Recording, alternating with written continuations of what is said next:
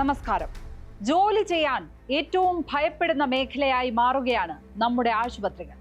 ആരോഗ്യരംഗത്ത് ഒരിക്കലും സംഭവിക്കാൻ പാടില്ലാത്തതാണ് ഇപ്പോൾ നടക്കുന്നത്.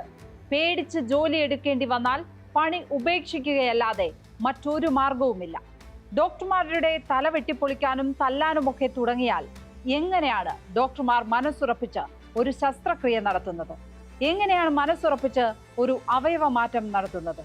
എങ്ങനെയാണ് മനസ്സുറപ്പിച്ച് ഒരു രോഗിയെ ആശുപത്രിയിൽ പ്രവേശിപ്പിക്കുന്നത്? ഒരു വാഹനം വർക്ക്ഷോപ്പിൽ കയറ്റിയാൽ കാശ് കൊടുത്താൽ ഏത് ഭാഗവും മാറ്റിവെക്കാം. പക്ഷേ ആശുപത്രികളിൽ എല്ലാത്തിനും പരിമിതിയുണ്ട്. ഒത്തുകിട്ടിയാൽ ഹൃദയം വരെ മാറ്റിവെക്കാം. പക്ഷേ തലച്ചോർ മാറ്റിവെക്കാൻ ഇനിയും സാധിച്ചിട്ടില്ല. അമീബിക് മസ്തിഷ്ക ജ്വരം ബാധിക്കുമ്പോഴും അങ്ങനെ തന്നെയാണ്.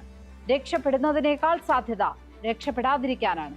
അങ്ങനെ ഒരു രോഗം ബാധിക്കുന്നവരെ ഇനി എന്ത് വിശ്വസിച്ച് ആശുപത്രിയിൽ പ്രവേശിപ്പിക്കും? 70% രോഗികളെയും രക്ഷിക്കാൻ കഴിയുമെന്ന് തെളിയിച്ച സ്ഥലമാണ് കേരളം. എന്നിട്ടും ഡോക്ടറുടെ തലയോട്ടി പിളർക്കുകയാണ്. സ്പോട്ട് ലൈറ്റ് ആരംഭിക്കുന്നു.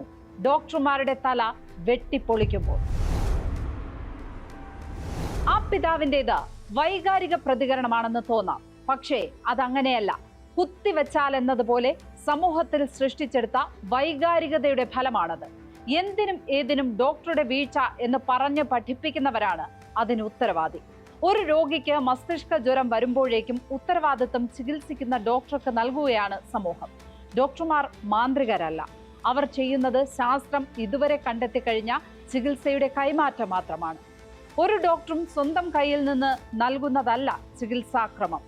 രോഗം കണ്ടെത്തുന്നതിനും അതിന് പര്യാപ്തമായ ചികിത്സ നൽകുന്നതിലും പിഴവുണ്ടായാൽ ഡോക്ടറെ കുറ്റപ്പെടുത്താം. പക്ഷേ വൈദ്യശാസ്ത്രത്തിന് സാധ്യമായ പരമാവധി ചികിത്സ നൽകി കഴിഞ്ഞിട്ടും ഒരു രോഗി രക്ഷപ്പെട്ടില്ല എന്ന് കരുതുക. അതെങ്ങനെയാണ് ഡോക്ടറുടെ വീഴ്ചയാകുന്നത്? മധ്യപ്രദേശിൽ ചുമയ്ക്കുള്ള മരുന്ന് കഴിച്ച് മരിച്ചവരുടെ എണ്ണം 20ആയി. അത് ശരിക്കും സംവിധാനം നടത്തിയ കൊലപാതകമാണ്. അമിത ലാഭത്തിനു വേണ്ടി വില കുറഞ്ഞ അസംസ്കൃത വസ്തുക്കൾ ഉപയോഗിച്ചത് വഴി ഉണ്ടായ മരണം. അത്തരം സംഭവങ്ങളിൽ പോലും ഉത്തരവാദികളെ പിടികൂടി നിയമം അനുശാസിക്കുന്ന ശിക്ഷ വാങ്ങിക്കൊടുക്കാം.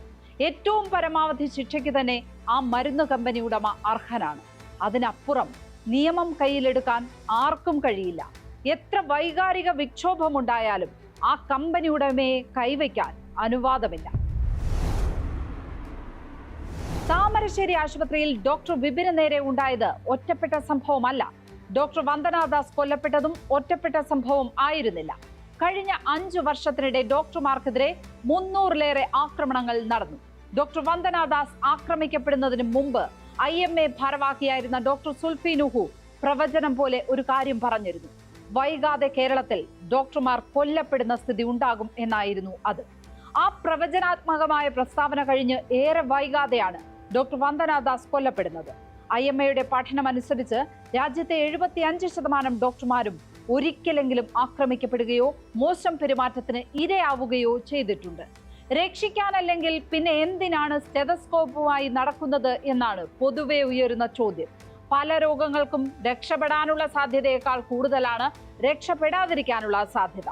മരണമുണ്ടായാൽ ഡോക്ടർമാർ സംഭവ സ്ഥലത്ത് നിന്ന് മാറേണ്ട സ്ഥിതി പോലും ഇപ്പോൾ ആശുപത്രികളിലുണ്ട്.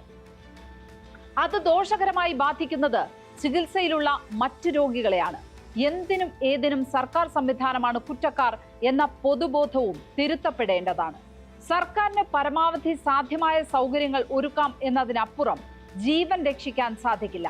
സൂപ്രണ്ടിനെ വെട്ടാൻ വരിക, സൂപ്രണ്ടിനെ കാണാത്തതിനാൽ മുന്നിൽ കണ്ട ഡോക്ടറെ വെട്ടുക, ആക്രമണം ആരോഗ്യമന്ത്രിക്ക് മുന്നറിയിപ്പായി സമർപ്പിക്കുക. ഇത്തരം മാനസികാവസ്ഥ ഉണ്ടാകുന്നതിന് ഇവിടെ നടക്കുന്ന പ്രചാരണങ്ങളും കാരണമാകുന്നുണ്ട്. ആശുപത്രികൾ ആക്രമണ കേന്ദ്രങ്ങളാകുന്നത് ഇവിടെ നിയമം ഇല്ലാത്തത് കൊണ്ടല്ല. ഡോക്ടർ വന്ദനാദാസിന്റെ കൊലപാതകത്തിന് ശേഷം കൂടുതൽ ശക്തമായ ബില്ല് കേരളം പാസാക്കിയതാണ്. കേരളം ഉൾപ്പെടെ 25 സംസ്ഥാനങ്ങളിലും നിയമമുണ്ട്. ആക്രമണം തടയാൻ കേന്ദ്രം ഇടപെടണമെന്ന ആവശ്യം നിരവധി തവണ ഉയർന്നതാണ്. എന്നാൽ ലോ ആൻഡ് ഓർഡർ സംസ്ഥാന വിഷയമായതിനാൽ കേന്ദ്രത്തിന് നിയമനിർമ്മാണം സാധിക്കില്ല. ബോധവൽക്കരണം എന്നതിനപ്പുറം ആശുപത്രികളിൽ സമ്പൂർണ്ണ സ്ക്രീനിംഗ് ഏറെക്കുറെ അസാധ്യമാണ്. ഓരോ ആശുപത്രിയിലും 10 പോലീസുകാർ ഉണ്ടെങ്കിൽ പോലും വരുന്നവരെയും പോകുന്നവരെയും മുഴുവൻ നിരീക്ഷിക്കാൻ കഴിയില്ല. OP ആയി മരുന്ന് വാങ്ങാൻ വരുന്നവരും രോഗികൾക്ക് കൂട്ടിരിക്കാൻ വരുന്നവരും രോഗികളെ സന്ദർശിക്കാൻ വരുന്നവരുമെല്ലാം ഉണ്ട്. ഇവയെല്ലാം സസൂക്ഷ്മം നിരീക്ഷിക്കണമെങ്കിൽ ഓരോ ആശുപത്രിയും വിമാനത്താവളങ്ങൾ പോലെ അതീവ സുരക്ഷാ മേഖലകളാകണം. അതിനുള്ള വിഭവ സമാഹരണം എളുപ്പമല്ലെന്ന് ഓരോരുത്തർക്കും അറിയാം. എല്ലാ ആശുപത്രികളിലും 2 പോലീസുകാരെങ്കിലുമുള്ള ഔട്ട് പോസ്റ്റുകൾ പോലും സാധ്യമായിട്ടില്ല. പല ആശുപത്രികളിലും ബീറ്റ് പോലീസ് എത്തുന്നു എന്നതിനപ്പുറം സുരക്ഷ നൽകാൻ കഴിയുന്നില്ല. സർക്കാർ ഡോക്ടർമാർ മാത്രമല്ല ആക്രമിക്കപ്പെടുന്നത്, അതിനൊപ്പമോ അതിലേറെയോ സ്വകാര്യ ആശുപത്രികളിലെ ഡോക്ടർമാരും ആക്രമിക്കപ്പെടുന്നുണ്ട്. ചികിത്സാ പിഴവെന്ന ആരോപണം ദിവസത്തിൽ 10 എണ്ണം വരെ ഉയരാറുണ്ട്. ഇത്തരം സംഭവങ്ങൾക്ക് ലഭിക്കുന്ന വൈകാരിക പിന്തുണയാണ് ആക്രമണങ്ങളിലേക്ക് നയിക്കുന്നത്. Kerala health care service persons and health care service institutions act ഉണ്ട്. അതനുസരിച്ച് എല്ലാ രജിസ്ട്രേഡ് മെഡിക്കൽ പ്രാക്ടീഷണേഴ്സിനും സുരക്ഷ ഒരുക്കാൻ സർക്കാർ ബാധ്യസ്ഥരാണ്. ഡോക്ടർമാർക്ക് മാത്രമല്ല, നഴ്സുമാർക്കും വൈദ്യശാസ്ത്ര വിദ്യാർത്ഥികൾക്കും നഴ്സിംഗ് വിദ്യാർത്ഥികൾക്കുമെല്ലാം ഈ നിയമം അനുസരിച്ച് സുരക്ഷ നൽകണം. പാരാമെഡിക്കൽ സ്റ്റാഫിന് പോലും സുരക്ഷ നൽകേണ്ട ബാധ്യത സർക്കാരിനുണ്ട്. 5 ലക്ഷം വരെ പിഴയും 7 വർഷം വരെ ജയിലും കിട്ടാവുന്ന കുറ്റമാണ് ഡോക്ടർമാരെ ആക്രമിക്കൽ.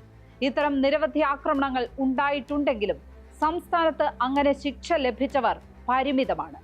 കീഴ്ക്കോടതിയിൽ നിന്ന് ശിക്ഷ ലഭിക്കുന്നവർ അപ്പീൽ കോടതിയിൽ നിന്ന് രക്ഷപ്പെടുകയാണ് പതിവ്. നിയമമുണ്ടെങ്കിലും ഫലവത്തല്ലാത്ത അവസ്ഥ. ഡോക്ടർ വന്ദന ദാസ് കൊല്ലപ്പെട്ടത് പോലീസ് ഉദ്യോഗസ്ഥരുടെ കൺമുന്നിലാണ്. ഒരു അക്രമിയെ നിയന്ത്രിക്കാൻ കെൽപ്പില്ലാത്ത പോലീസ് ഉദ്യോഗസ്ഥരാണ് അവിടെ ഉണ്ടായിരുന്നത്. ഡോക്ടർ വിപിൻ ആക്രമിക്കപ്പെടുമ്പോൾ പോലീസ് ഉണ്ടായിരുന്നതുമില്ല. ഒരു താലൂക്ക് ആശുപത്രിയുടെ സ്ഥിതിയാണത്. പ്രാഥമിക ആരോഗ്യ കേന്ദ്രങ്ങളിലും ഇതിന്റെ 10 മടങ്ങ് ഡോക്ടർമാരും ജീവനക്കാരുമുണ്ട്. അവരൊന്നും ഒരു സുരക്ഷയുമില്ലാതെയാണ് ജോലി ചെയ്യുന്നത്.